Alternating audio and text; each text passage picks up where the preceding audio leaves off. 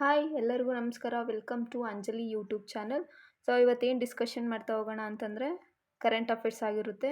25th March current affairs. First question ನೋಡ್ತಾ ಹೋದರೆ IPL 2026ರ T20 ಕ್ರಿಕೆಟ್ ಆವೃತ್ತಿಯ RCB ರಾಯಲ್ ಚಾಲೆಂಜರ್ಸ್ ಬೆಂಗಳೂರು ಏನಿದೆ ಅಧಿಕೃತ ಡೈರಿ ಪಾಲುದಾರವಾಗಿ ಸೇರ್ಪಡೆಗೊಂಡಿರುವ ಕರ್ನಾಟಕದ ಬ್ರ್ಯಾಂಡ್ ಯಾವುದು ಅಂತಂದರೆ ನಂದಿನಿ ಆಗಿರುತ್ತೆ.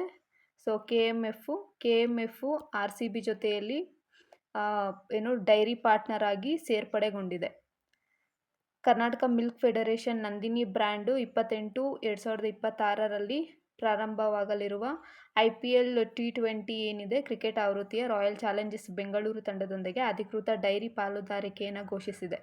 RCB ಪ್ರಸ್ತುತ ಚಾಂಪಿಯನ್ ಆಗಿದ್ದು ನಂದಿನಿಯ ಭಾರತದ 2ನೆಯ ಡೈರಿ ಸಹಕಾರ ಸಂಘವಾಗಲಿದೆ. ಇದರ ಒಂದು ಪಾರ್ಟ್ನರ್ ಆಗಿ KMFನ ಪಾರ್ಟ್ನರ್ ಆಗಿ ಒಂದು RCB ಸೇರ್ಪಡೆಗೊಂಡಿದೆ. ಇನ್ನು KMFನ ಬ್ರ್ಯಾಂಡ್ ಅಂಬಾಸಿಡರ್ ಯಾರಾಗಿದ್ದಾರೆ ಇವಾಗ ಅಂತಂದರೆ ಸುಧಾರಾಣಿ ಅವರು. ಸೊ ಇದಕ್ಕೂ ಮುಂಚೆ ಯಾರಾಗಿದ್ರು ಅಂದರೆ ಶಿವರಾಜ್ ಕುಮಾರು, ಅದಕ್ಕೂ ಮುಂಚೆ ಪುನೀತ್ ರಾಜ್ಕುಮಾರ್ ಆಗಿರ್ತಾರೆ. ಇನ್ನು ನಮ್ಮ ಇಂಡಿಯಾದಲ್ಲಿನೇ ಅತಿ ಹೆಚ್ಚು ಡೈರಿ ಪ್ರಾಡಕ್ಟ್ ಅಥವಾ ಡೈರಿ ಮಿಲ್ಕ್ ಜಾಸ್ತಿ ಆಗ್ತಿರೋದು ಯಾವುದು ಅಂತಂದರೆ ಫಸ್ಟ್ ಅಮೂಲ್ ಆಗಿರುತ್ತೆ, ಸೆಕೆಂಡ್ ಬಂದು KMF ಆಗಿರುತ್ತೆ ಉತ್ಪಾದನೆಯಲ್ಲಿ. ನೆಕ್ಸ್ಟ್ ಕ್ವಶನ್, ಪ್ರಸಾದ್ ಯೋಜನೆ ಅಡಿಯಲ್ಲಿ 58 ಕೋಟಿ ಅಭಿವೃದ್ಧಿ ಯೋಜನೆಯನ್ನು ಕೇಂದ್ರ ಸಚಿವ ಕೆ. ರಾಮ್ ಮೋಹನ್ ನಾಯ್ಡು ಅವರು ಘೋಷಿಸಿದ್ದು ಯಾವ ದೇವಸ್ಥಾನಕ್ಕಾಗಿ ಅಂತಂದರೆ ಪ್ರಸಾದ್ ಯೋಜನೆ ಅಡಿಯಲ್ಲಿ 58 ಕೋಟಿಯನ್ನು ಘೋಷಣೆ ಮಾಡಿದ್ದಾರೆ. ಯಾವ ದೇವಸ್ಥಾನಕ್ಕೆ ಅಂತಂದರೆ ಅರಸನವಳ್ಳಿ ಶ್ರೀ ಸೂರ್ಯ ನಾರಾಯಣ ಸ್ವಾಮಿ ದೇವಸ್ಥಾನಕ್ಕೆ. ಸೊ ಕೇಂದ್ರ ಸಚಿವ ರಾಮ್ ಮೋಹನ್ ನಾಯ್ಡು ಅವರು ಆಂಧ್ರ ಪ್ರದೇಶದ ಶ್ರೀಕಾಕುಳಂ ಜಿಲ್ಲೆಯ ಅರಸವಳ್ಳಿ ಶ್ರೀ ಸೂರ್ಯ ನಾರಾಯಣ ಸ್ವಾಮಿ ದೇವಸ್ಥಾನಕ್ಕಾಗಿ 58 ಕೋಟಿಯನ್ನು ಅಭಿವೃದ್ಧಿಗೆ ಘೋಷಣೆಯನ್ನು ಮಾಡಿದ್ದಾರೆ. ನೆಕ್ಸ್ಟ್ ಕ್ವಶನ್, ಕರ್ನಾಟಕದ ಯಾವ ಗ್ರಾಮ ಪಂಚಾಯಿತಿಗೆ ಕೇಂದ್ರ ಸರ್ಕಾರ ರಾಷ್ಟ್ರೀಯ ಪಂಚಾಯಿತಿ ಪ್ರಶಸ್ತಿ ಆರೋಗ್ಯಕರ ವಿಭಾಗದಲ್ಲಿ ಒಂದು ನಾಮನಿರ್ದೇಶನವಾಗಿದೆ ಅಂತಂದರೆ ವಂದ್ಯೆ ಗ್ರಾಮ ಪಂಚಾಯಿತಿ. ಸುಸ್ಥಿರ ಅಭಿವೃದ್ಧಿ ಗುರಿಗಳನ್ನು ಕೇಂದ್ರವಾಗಿರಿಸಿಕೊಂಡು ಕೇಂದ್ರ ಪಂಚಾಯತ್ ರಾಜ್ ಸಚಿವಾಲಯವು ನೀಡುವ ರಾಷ್ಟ್ರೀಯ ಪಂಚಾಯಿತಿ ಪ್ರಶಸ್ತಿ ಆರೋಗ್ಯ ಗ್ರಾಮ ವಿಭಾಗದಲ್ಲಿ ಯಾವ ಜಿಲ್ಲೆ ಒಂದು ನಾಮಿನೇಟ್ ಆಗಿದೆ ಅಥವಾ ನಾಮನಿರ್ದೇಶನವಾಗಿದೆ ಅಂತಂದರೆ ಉಡುಪಿ ಜಿಲ್ಲೆಯ ವಂದ್ಯಾ ಗ್ರಾಮ ಪಂಚಾಯಿತಿ ನಾಮನಿರ್ದೇಶನಗೊಂಡಿದೆ. ಯಾವ ಜಿಲ್ಲೆ ಅಂತಂದರೆ ಉಡುಪಿ ಜಿಲ್ಲೆ ಆಗಿರುತ್ತೆ. ಸೊ ಇದು ಈ ಒಂದು ರಾಷ್ಟ್ರೀಯ ಪಂಚಾಯಿತಿ ಪ್ರಶಸ್ತಿಗೆ ಆರೋಗ್ಯ ವಿಭಾಗದಲ್ಲಿ ನಮ್ಮ ಕರ್ನಾಟಕ ಜಿಲ್ಲೆ ನಾಮನಿರ್ದೇಶನವಾಗಿದೆ. ಇಂಟರ್ನ್ಯಾಷನಲ್ ಡೇ ಆಫ್ ಹ್ಯಾಪಿನೆಸ್ ಪ್ರತಿ ವರ್ಷ ಯಾವ ದಿನವಂದು ಆಚರಿಸಲಾಗುತ್ತದೆ ಅಂತಂದರೆ ಮಾರ್ಚ್ 20 ಆಗಿರುತ್ತೆ. ಮಾರ್ಚ್ 20 ಇಂಟರ್ನ್ಯಾಷನಲ್ ಡೇ ಆಫ್ ಹ್ಯಾಪಿನೆಸ್ಸನ್ನು ನಾವು ಆಚರಿಸ್ತೇವೆ. ಸೊ ಈ ವರ್ಷದ ಥೀಮ್ ಏನು ಅಂತಂದರೆ ಸರ್ಕಲ್ ಆಫ್ ಕೈಂಡ್ನೆಸ್ ಈ ವರ್ಷದ ಥೀಮ್ ಆಗಿರುತ್ತೆ. ಇದು ಯಾಕೆ ಆಚರಿಸ್ತೀವಿ ಅಂತಂದರೆ ಪ್ರತಿ ವರ್ಷ ಮಾರ್ಚ್ 20ರಂದು ಜನರ ಜೀವನದಲ್ಲಿ ಸಂತೋಷದ ಮಹತ್ವವನ್ನು ಅರಿತುಕೊಳ್ಳೋದಕ್ಕೋಸ್ಕರ ಇದನ್ನು ವಿಶ್ವಸಂಸ್ಥೆ ಆರಂಭಿಸಿರುವಂಥದ್ದು. ಇಂಟರ್ನ್ಯಾಷನಲ್ ಡೇ ಆಫ್ ಹ್ಯಾಪಿನೆಸ್ ಯಾವತ್ತು ಅಂದರೆ ಮಾರ್ಚ್ 20. ಅಂತಾರಾಷ್ಟ್ರೀಯ ದಿನದ ಥೀಮ್ ಏನು ಅಂತಂದರೆ ಸರ್ಕಲ್ ಆಫ್ ಕೈಂಡ್ನೆಸ್ ಆಗಿರುತ್ತೆ. ನೆಕ್ಸ್ಟ್ ಕ್ವಶನ್, ವಿಶ್ವಸಂಸ್ಥೆಯ ಪ್ರಕಾರ ಹಾರ್ಮುಜ್ ಜಲಸಂಧಿ ಶಾಂತಿಯುತ ಹಡಗುಗಳಿಗೆ ಸುರಕ್ಷಿತ ಮಾರ್ಗವನ್ನು ಒದಗಿಸುವುದಕ್ಕಾಗಿ ಯಾವ ದೇಶ ಭರವಸೆ ನೀಡಿದೆ ಅಂದರೆ ಇವಾಗ ಏನು ಯುದ್ಧಗಳಾಗ್ತಿದೆ ಇರಾನ್ ಮತ್ತು ಇಸ್ರೇಲ್ ಮತ್ತು ಅಮೇರಿಕಾ, ಸೊ ಇದೆಲ್ಲನೂ ಅದಕ್ಕೇ ಈ ಒಂದು ಹಾರ್ಮುಜ್ ಜಲಸಂಧಿ ಏನಿದೆ ಅಲ್ಲೆಲ್ಲನೂ ಕ್ಲೋಸ್ ಆಗಿದೆ ಮತ್ತು ಅಲ್ಲೆಲ್ಲನೂ ಯುದ್ಧ ಆಗ್ತಿರೋದ್ರಿಂದ ಬೇರೆ ದೇಶದಿಂದ ನಾವು ಆಯಿಲ್ ಆಗಿರಬಹುದು, ಸೊ ಇದು ಗ್ಯಾಸ್ ಆಗಿರ್ಬೋದು, ಇದನ್ನೆಲ್ಲನೂ ಎಕ್ಸ್ಪೋರ್ಟ್ ಮಾಡೋಕ್ಕಾಗ್ತಿಲ್ಲ, ಇಂಪೋರ್ಟ್ ಮಾಡೋಕ್ಕೂ ಆಗ್ತಿಲ್ಲ. ಅದರಿಂದ ನಮ್ಮ ಇಂಡಿಯಾಗೂ ತುಂಬ ಪ್ರಾಬ್ಲಮ್ ಆಗಿದೆ ಇವಾಗ. ಸೊ ಹಾಗಾಗಿ ಯಾವ ಒಂದು ಜಲಸಂಧಿಯ ಮೂಲಕ ಇದೆಲ್ಲ ನಡೀತಾ ಇದೆ ಅಂತಂದರೆ ಹಾರ್ಮುಜ್ ಜಲಸಂಧಿ ಆಗಿರುತ್ತೆ. ಸೊ ಅದಕ್ಕೇ ಹಡಗುಗಳ ಸುರಕ್ಷತೆಗಾಗಿ ಇರಾನು ಭರವಸೆಯನ್ನು ನೀಡಿದೆ, ನಾವು ಇಷ್ಟು ದಿನ ಅಲ್ಲಿ ಯುದ್ಧ ಮಾಡೋದಿಲ್ಲ ಅಂತ ಹೇಳಿ. ವಿಶ್ವಸಂಸ್ಥೆಯವರು ಇದ್ರ ಪ್ರಕಾರ ಹಾರ್ಮುಜ್ ಜಲಸಂಧಿಯ ಹಡಗುಗಳ ಸುರಕ್ಷತೆ ಮಾರ್ಗವನ್ನು ಒದಗಿಸ್ತೇವೆ ಅಂತ ಹೇಳಿ ಇರಾನ್ ದೇಶ ಹೇಳಿದೆ. ವಿಶ್ವಸಂಸ್ಥೆಯ ಅಂತಾರಾಷ್ಟ್ರೀಯ ಸಮುದ್ರ ಸಂಘಟನೆ IMO ಬರೆದ ಪತ್ರದಲ್ಲಿ ಇರಾನ್ ಅಧಿಕಾರಿಗಳು ಹರ್ಮೋಜ್ ಜಲಸಂಧಿಯ ತೆರೆದಿದೆ ಎಂದು ದೃಢಪಡಿಸಿದ್ದಾರೆ. ಯುದ್ಧದಲ್ಲಿ ತೊಡಗಿಕೊಂಡಿರುವ ಅಮೆರಿಕ, ಇಸ್ರೇಲ್ ಸೇರಿದಂತೆ ಆಕ್ರಮಣಕಾರಿ ರಾಷ್ಟ್ರಗಳಿಗೆ ಸೇರಿದ ಎಲ್ಲ ಶಾಂತಿಯುತ ಹಡಗುಗಳಿಗೆ ಸುರಕ್ಷತೆ ಮಾರ್ಗವನ್ನು ಒದಗಿಸುವುದಾಗಿ ಇರಾನ್ ತಿಳಿಸಿದೆ. Next question. ತಮಿಳುನಾಡು ವಿಧಾನಸಭಾ ಚುನಾವಣೆ 2026ಕ್ಕಾಗಿ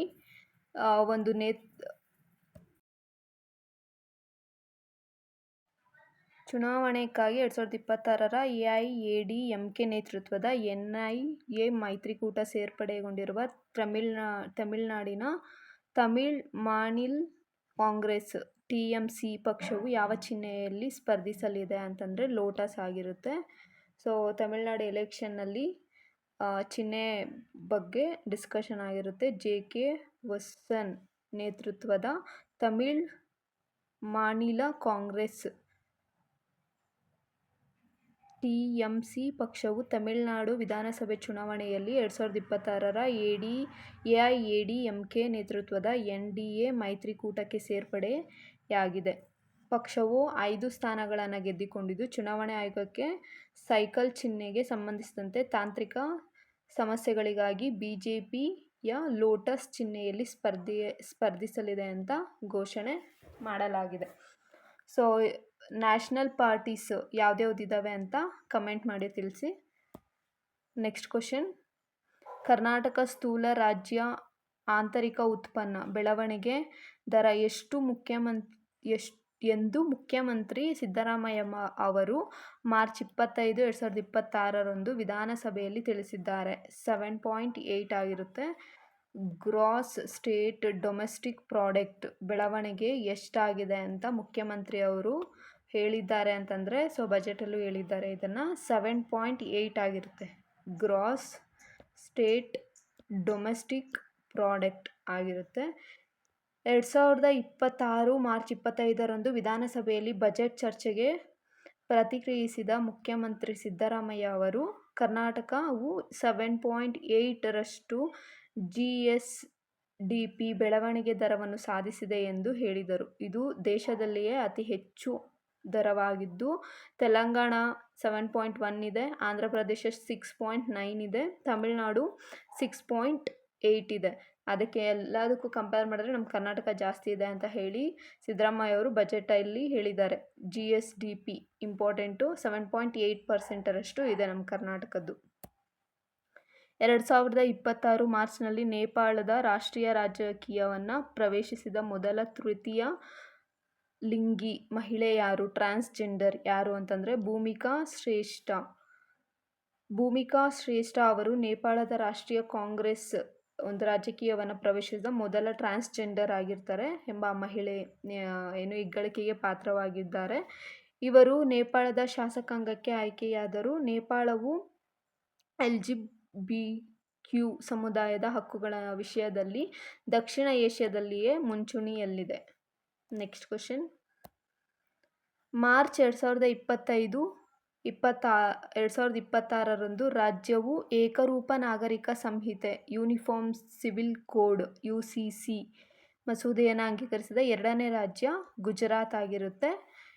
ಗುಜರಾತ್ ವಿಧಾನಸಭೆ ಏಕರೂಪ ನಾಗರಿಕ ಸಂಹಿತೆ ಮಸೂದೆಯನ್ನು ಬಹುಮತದಿಂದ ಅಂಗೀಕರಿಸಿದ್ದು, ಇದರೊಂದಿಗೆ 2024 ಉತ್ತರಾಖಂಡ್ ನಂತರ UCC ಅಂಗೀಕರಿಸಿದ 2ನೇ ರಾಜ್ಯ ಎಂಬ ಹೆಗ್ಗಳಿಕೆಗೆ ಪಾತ್ರವಾಗಿದೆ. ಉತ್ತರಾಖಂಡು ಫಸ್ಟ್ ಆಗಿರುತ್ತೆ.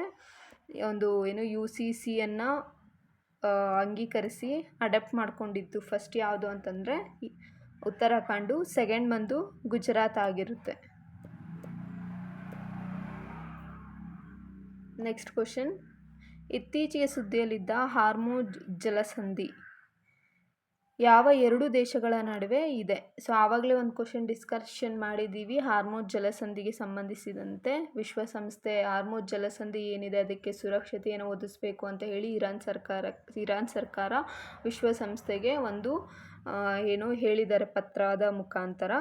ಸೊ ಅದಕ್ಕೆ ಸಂಬಂಧಿಸಿದಂಗೆ ಇನ್ನೊಂದು ಕ್ವಶನ್ ಏನು ಅಂತಂದರೆ ಹಾರ್ಮುಜ್ ಜಲಸಂಧಿ ಏನಿದೆ ಅದು ಯಾವ 2 ದೇಶಗಳ ನಡುವೆ ಇದೆ ಅಂತಂದರೆ ಇರಾನ್ ಮತ್ತು ಒಮಾನ್ ದೇಶಗಳ ನಡುವೆ ಇದೆ. ಹಾರ್ಮುಜ್ ಜಲಸಂಧಿ ಇರಾನ್ ಮತ್ತು ಒಮನ್ ನಡುವೆ ಇರುವ ಒಂದು ಕಿರಿದಾದ ಅಂದರೆ ಕಾರ್ಯತಂತ್ರಪೂರ್ಣ ಜಲಮಾರ್ಗವಾಗಿದ್ದು ವಿಶ್ವದ ಒಟ್ಟು ತೈಲ ಸಾಗಾಣಿಕೆ ಸುಮಾರು 20% ಈ ಮಾರ್ಗದ ಮೂಲಕವೇ ನಡೆಯುತ್ತೆ. ಸೊ ಆಗಲೇ ಹೇಳ್ದಂಗೆ ಈ ಗ್ಯಾಸ್ ಆಯಿಲು ಇದೆಲ್ಲ ಆಗಿರ್ಬೋದು, ಇದೆಲ್ಲನೂ ಈ ಒಂದು ಹಾರ್ಮೋನ್ ಜಲಸಂಧಿ ಏನಿದೆ, ಸೊ ಈ ಜಲಸಂಧಿಯ ಮೂಲಕನೇ ಈ 20% ಆಯಿಲ್ ಇದೆಲ್ಲನೂ ಎಕ್ಸ್ಪೋರ್ಟ್ ಆಗುವಂಥದ್ದು. ಸೊ ಅದಕ್ಕೇ ಯಾವ ದೇಶಗಳ ನಡುವೆ ಇದೆ ಅಂತಂದರೆ ಇರಾನ್ ಮತ್ತು ಒಮನ್ ದೇಶಗಳ ನಡುವೆ ಇರೋವಂಥದ್ದು ಹಾರ್ಮುಜ್ ಜಲಸಂಧಿ. ಇದು ಪಶ್ಚಿಮ ಏಷ್ಯಾದಲ್ಲಿ ಉದ್ಭವಿಸಿರುವ ಉದ್ವಿಗ್ನತೆಯಿಂದಾಗಿ ಇದು ಸುದ್ದಿಯಲ್ಲಿದೆ. ನೆಕ್ಸ್ಟ್ ಕ್ವಶನ್, ಜ್ವಾಲಾ ಮಿಲಿಟರಿ ಅಭ್ಯಾಸ ನಡೆಯಿತು. ಯಾವ ಒಂದು ಅಭ್ಯಾಸ ಅಂದರೆ ಎಕ್ಸಸೈಸ್ ಹರ್ಮೂಗ್ ಜ್ವಾಲಾ ಮಿಲಿಟರಿ ಅಭ್ಯಾಸ ನಡೆಯಿತು. ಎಲ್ಲಿ ಅಂದರೆ ಲಕ್ನೋದಲ್ಲಿ. ಮಾರ್ಚ್ 2026 ಭಾರತೀಯ ಸೇನೆ ಉತ್ತರ ಪ್ರದೇಶದ ರಾಜಧಾನಿ ಲಕ್ನೋದಲ್ಲಿ ಎಕ್ಸಸೈಸ್ ಹಾರ್ಮೂಗ್ ಜ್ವಾಲಾ ಎಂಬ ಮಿಲಿಟರಿ ಅಭ್ಯಾಸವನ್ನು ನಡೆಸಿದ್ದು ನಗರ ಯುದ್ಧದ ಪರಿಸ್ಥಿತಿಗಳಲ್ಲಿ ಕಾರ್ಯಾಚರಣೆ ನಡೆಸುವ ಸಾಮರ್ಥ್ಯವನ್ನು ಹೆಚ್ಚಿಸಿಕೊಳ್ಳುವುದು ಈ ಅಭ್ಯಾಸದ ಉದ್ದೇಶವಾಗಿದೆ. ನೆಕ್ಸ್ಟ್ ಕ್ವಶನ್, ಜಲಜೀವನ್ ಮಿಷನ್ ಅವಧಿಯನ್ನು ಕೇಂದ್ರ ಸಚಿವ ಸಂಪುಟ ಇತ್ತೀಚೆಗೆ ಎಷ್ಟು ವರ್ಷಗಳಿಗೆ ವಿಸ್ತರಿಸಲಾಗಿದೆ ಅಂತಂದರೆ ಡಿಸೆಂಬರ್ 2028. ಎಲ್ಲ ಗ್ರಾಮೀಣ ಕುಟುಂಬಗಳಿಗೆ ಕುಡಿಯುವ ನೀರಿನ ಕೊಳವೆ ಸಂಪರ್ಕವನ್ನು ಒದಗಿಸುವ ಗುರಿಗೆ ಒಂದು ಜಲಜೀವನ್ ಮಿಷನ್ ಡಿಸೆಂಬರ್ 2028 ವಿಸ್ತರಿಸಲು ಕೇಂದ್ರ ಸಚಿವ ಸಂಪುಟ ಅನುಮೋದನೆಯನ್ನು ನೀಡಿದೆ. ಈ ವಿಸ್ತರಣೆ ಸುಸ್ಥಿರ ಗ್ರಾಮೀಣ ಕುಡಿಯುವ ನೀರು ಸರಬರಾಜು ಬಲಪಡಿಸುವ ಗುರಿಯನ್ನು ಹೊಂದಿದೆ. ನೆಕ್ಸ್ಟ್ ಕ್ವಶನ್, ಪನಾಮ ಕಾಲುವೆ ಯಾವ 2 ಮಹಾಸಾಗರಗಳನ್ನು ಸಂಪರ್ಕಿಸುತ್ತದೆ ಅಂತಂದರೆ ಅಟ್ಲಾಂಟಿಕ್ ಮಹಾಸಾಗರ ಮತ್ತು ಪೆಸಿಫಿಕ್ ಮಹಾಸಾಗರವಾಗಿರುತ್ತೆ. ಪನಾಮ ಕಾಲುವೆ ಮಾನವ ನಿರ್ಮಿತ ಜಲಮಾರ್ಗವಾಗಿದ್ದು ಇದು ಅಟ್ಲಾಂಟಿಕ್ ಮಹಾಸಾಗರ ಮತ್ತು ಪೆಸಿಫಿಕ್ ಮಹಾಸಾಗರಗಳನ್ನು ಸಂಪರ್ಕಿಸುತ್ತದೆ. ಇದು ಜಾಗತಿಕ ವ್ಯಾಪಾರ ಮಾರ್ಗದಲ್ಲಿ ಅತ್ಯಂತ ಕಾರ್ಯತಂತ್ರ ಸ್ಥಾನವನ್ನು ಹೊಂದಿದ್ದು ಅಮೆರಿಕ ಸಂಯುಕ್ತ ಸಂಸ್ಥಾನ ಇದನ್ನು ನಿರ್ಮಿಸಿದ್ದು ಡಿಸೆಂಬರ್ 31, 1999 ಪನಾಮಾಗೆ ಸಂಪೂರ್ಣ ನಿಯಂತ್ರಣವನ್ನು ವರ್ಗಾಯಿಸಲಾಯಿತು. ಪನಾಮ ಕಾಲುವೆ ಯಾವ 2 ಮಹಾಸಾಗರಗಳನ್ನು ಸಂಪರ್ಕಿಸುತ್ತದೆ ಅಂತಂದರೆ ಅಟ್ಲಾಂಟಿಕ್ ಮಹಾಸಾಗರ ಮತ್ತು ಪೆಸಿಫಿಕ್ ಮಹಾಸಾಗರವಾಗಿರುತ್ತೆ. ಇದೊಂದು ಮಾನವ ನಿರ್ಮಿತ ಜಲಮಾರ್ಗ ಆಗಿದೆ. Next question, world happiness report 2026 ವಿಶ್ವ ಸಂತೋಷ ವರದಿ ಭಾರತದ ಸ್ಥಾನ ಎಷ್ಟು ಅಂತಂದರೆ 116 ಆಗಿರುತ್ತೆ. ವಿಶ್ವ ಸಂತೋಷದ ವರದಿ 2026 ಟೋಟಲ್ ಆಗಿ ಎಷ್ಟು ದೇಶಗಳು ಅಂತಂದರೆ 147 ದೇಶಗಳಲ್ಲಿ ನಮ್ಮ ದೇಶದ 116ನೇ ಸ್ಥಾನವನ್ನು ಪಡ್ಕೊಂಡಿದೆ. ಸೊ ಇದರಲ್ಲಿ ಫಸ್ಟ್ ಪ್ಲೇಸ್ ಯಾವುದು ಇದೆ ಅಂತಂದರೆ ಫಿನ್ಲ್ಯಾಂಡ್ ಮತ್ತು ಡೆನ್ಮಾರ್ಕು ಅಗ್ರ ಸ್ಥಾನದಲ್ಲಿ ಇದೆ. ಸಂತೋಷದ ಒಂದು ವರದಿಯಲ್ಲಿ ನಮ್ಮ ಇಂಡಿಯಾ ಪ್ಲೇಸ್ ಬಂದು 116ನೇ ಪ್ಲೇಸ್ ಆಗಿರುತ್ತೆ. ಯಾವ ಒಂದು ಮಾನದಂಡಗಳ ಮೇಲೆ ಇದನ್ನು ಅಳತೆ ಮಾಡಲಾಗುತ್ತೆ ಅಥವಾ ಏನು ಇದು ಮಾಡಲ್ಲೇ ಕನ್ಸಿಡರ್ ಮಾಡ್ತಾರೆ ಅಂತಂದರೆ ಆದಾಯ, ಸಾಮಾಜಿಕ ಬೆಂಬಲ, ಆರೋಗ್ಯಕರ ಜೀವಿತಾವಧಿ, ಸ್ವತಂತ್ರ ಔದಾರ್ಯತೆ. ಸೊ ಇವುಗಳ ಆಧಾರದ ಮೇಲೆ ಈ ವರದಿಯನ್ನು ರಿಪೋರ್ಟನ್ನು ಬಿಡುಗಡೆ ಮಾಡಲಾಗುತ್ತದೆ. ನೆಕ್ಸ್ಟ್ ಕ್ವಶನ್, ಕರ್ನಾಟಕದ ಯಾವ ಗ್ರಾಮೀಣ ಬ್ಯಾಂಕ್ ಸ್ವಯಂ ಸಹಕಾರ ಗುಂಪುಗಳ ಬ್ಯಾಂಕ್ ಲಿಂಕ್ವೇಜ್ನಲ್ಲಿ ಅತ್ಯುತ್ತಮ ಸಾಧನೆಗಾಗಿ ರಾಷ್ಟ್ರೀಯ ಪ್ರಶಸ್ತಿ 2024-25 ಲಭಿಸಿದೆ?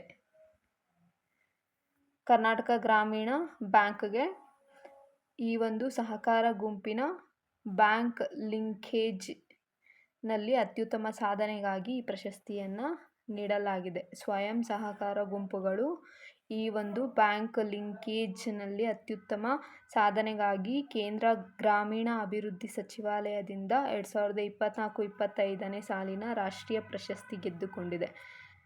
ಗ್ರಾಮೀಣ ಆರ್ಥಿಕ ಸಬಲೀಕರಣಕ್ಕಾಗಿ ಬ್ಯಾಂಕಿನ ಪಾತ್ರವನ್ನು ಗುರುತಿಸಿ ಈ ಪ್ರಶಸ್ತಿಯನ್ನು ನೀಡಲಾಗುತ್ತದೆ. ನೆಕ್ಸ್ಟ್ ಕ್ವಶನ್, ಇತ್ತೀಚೆಗೆ ಸುದ್ದಿಯಲ್ಲಿದ್ದ ಆಕಾಶ್ 300 ಯಾವುದಾಗಿದೆ? ಹೆಚ್ಚಿನ ತಾಪಮಾನ ಮತ್ತು 3D ಪ್ರಿಂಟಿಂಗ್ ಆಗಿರುತ್ತೆ. ಆಕಾಶ್ 300 ಅನ್ನುವಂಥದ್ದು ಕೇರಳದ ಒಂದು ಸ್ಮಾರ್ಟ್ ಆ್ಯಪ್ ವಿನ್ಯಾಸಗೊಳಿಸಿರುವಂಥದ್ದು ಹೆಚ್ಚಿನ ತಾಪಮಾನ ಮತ್ತು ಬಹುವಸ್ತು ಒಂದು ತಾಪಮಾನ ಏನಿರುತ್ತೆ ಅದರದ 3D ಒಂದು ಪ್ರಿಂಟಿಂಗ್ ಸಂಬಂಧಿಸಿರುವಂಥದ್ದು. ಸೊ ಇದೊಂದು ಆ್ಯಪ್ ಆಗಿರುತ್ತೆ. ಸೊ ಇದನ್ನು ಇಸ್ರೋಗೆ ಸಪ್ಲೈ ಮಾಡಲಾಗಿದ್ದು ಭಾರತದ ಸ್ವಾವಲಂಬನೆಯನ್ನು ಹೆಚ್ಚಿಸೋದಕ್ಕೋಸ್ಕರ ಈ ಒಂದು ತಾಪಮಾನ 3D ಪ್ರಿಂಟಿಂಗನ್ನು ಅಭಿವೃದ್ಧಿಪಡಿಸಿದ್ದಾರೆ. ಇದು ಭವಿಷ್ಯದಲ್ಲಿ 500 ಸೆಲ್ಸಿಯಸ್ ಅಷ್ಟು ಕೂಡ ನಾವು ಅಪ್ಡೇಟ್ ಮಾಡಬಹುದು. ಸೊ ಇಷ್ಟು ಇವತ್ತಿನ ಕರೆಂಟ್ ಅಫೇರ್ಸ್ ಆಗಿತ್ತು, ಇಂಪಾರ್ಟೆಂಟು. ಸೊ ನೆಕ್ಸ್ಟು ನಾಳೆ ಕರೆಂಟ್ ಅಫೇರ್ಸ್ ಜೊತೆಯಲ್ಲಿ ನೋಡೋಣ. ಸೊ ಕ್ಲಾಸ್ ಇಷ್ಟ ಆಗಿದ್ದರೆ ಸಬ್ಸ್ಕ್ರೈಬ್ ಮಾಡ್ಕೊಳ್ಳಿ. Thank you for watching.